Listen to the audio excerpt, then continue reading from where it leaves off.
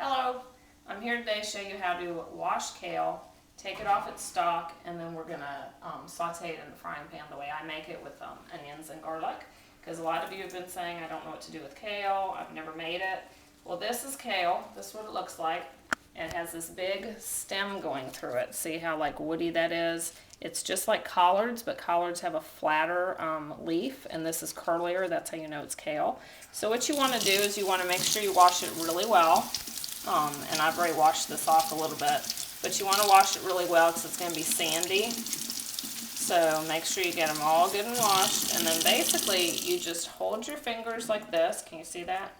And you just slide it down the stalk and see all the leaves come off, just like that. And sometimes it doesn't work that wonderfully. It depends on your kale. Some kale cooperates more than other kale. But that's basically the idea. If it doesn't come off that easily, you're just going to pull it off, because like when you do collard greens, you have to actually pull them off. So like for collard greens, you would just come and pull them off the sides, just like that. So you can do it that way too. But sometimes you'll get some good kale and it'll just come right off the stalks.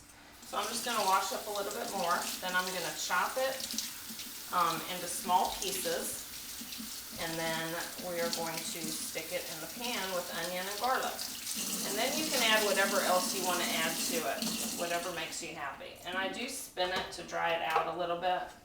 So I'm going to put in my handy little salad spinner. And I'm going to spin away.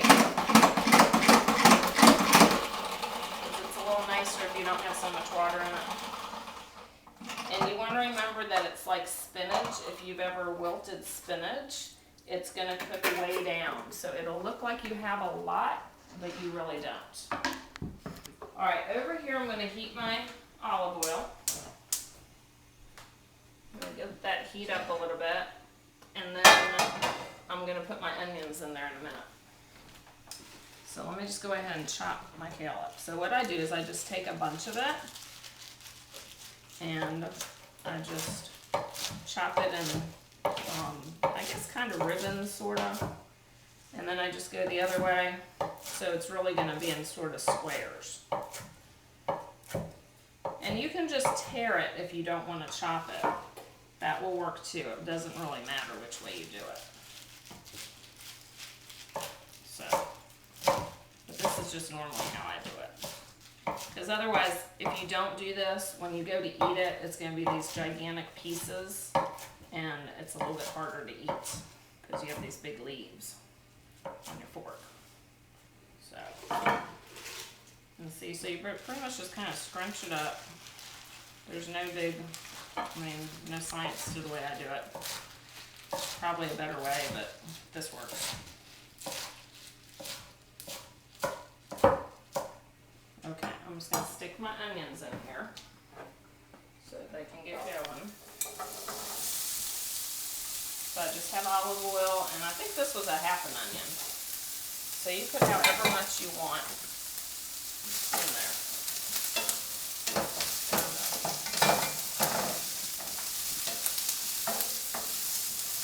So close up on my onions. Medium. And throw your onions all about. And then you can add a little salt, pepper, whatever spices you want to add. It's all preference. Up to you. Do I have any pepper? I do. Alright, so I'm just going to let those hang out a little bit. I need to get them going. Because the kale itself doesn't take that long really to wilt down. It cooks down pretty fast. So we'll let that hang out a minute. I'm going to add my garlic in a minute. I'm just going to let my onion cook a little bit, and then I'll add my garlic, because the garlic doesn't really need as long and you don't want it to burn. So I know this looks like a lot. You're thinking, oh my goodness. But it just cooks down to like nothing. And so if you don't make a lot of it, you're going to wish you had more. Just exactly like spinach. If you've ever wilted spinach, it's the same thing. And you can chop it up like this and you can stick it in your soup. So like if you make a vegetable soup or chicken soup, whatever kind of soup, you can stick your kale, chop it up, and then just stick it in towards the end of the cooking. I like to do that. While my onion's cooking, I'm just going to go ahead and wash up a few more. So again, make sure you get it all good and washed. And you'll feel it. Sometimes it's cleaner, you know, sometimes it's more sandy. But just make sure you wash it really well. And then just hold it and pull it off. Isn't that cool? I think that's kind of neat. Kind of neato. So I also make this where I make quinoa, and I'm going to saute my kale just like I'm showing you. And then I'll add some pesto. So if you have pre-made pesto, you can add that in there. And then mix it all up with cooked quinoa. So good. That's, I think, my favorite recipe. It's just really good. You can also saute mushrooms. So you can saute your onions and mushrooms. And then you can add your kale in there. Any of it is good. It's good no matter what you do.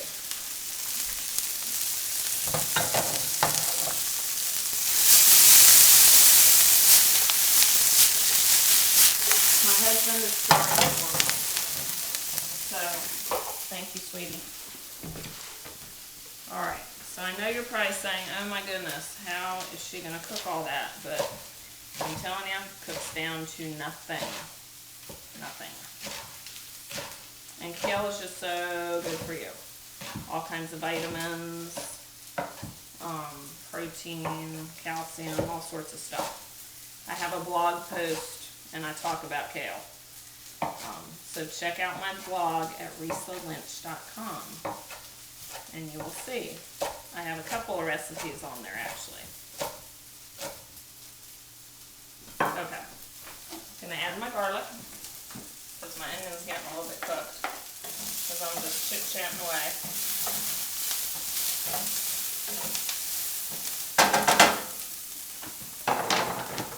Alright, got my garlic in there. I'm going to stick my kale in this big old bowl so that I can dump it in all at one time. Okay, and then if you think it's like, you know, too dry in your pan, I'm just going to add a little bit of water. You can add a little bit of vegetable broth, chicken broth, whatever you need, whatever you want to add.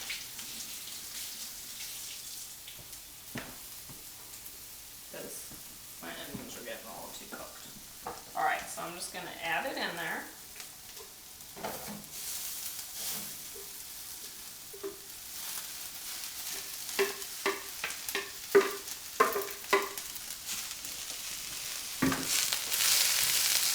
I'm going to get a little bit of water.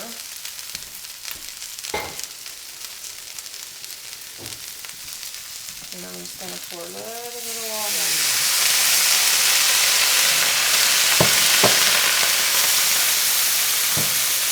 My pan got a little bit too hot, so you probably want to turn this down a little bit. And I need my little spoon. There they are. Alright, so then you're just going to sit here and toss it, turn it around so that it kind of cooks evenly. And see how big it was, and it's already starting to go down.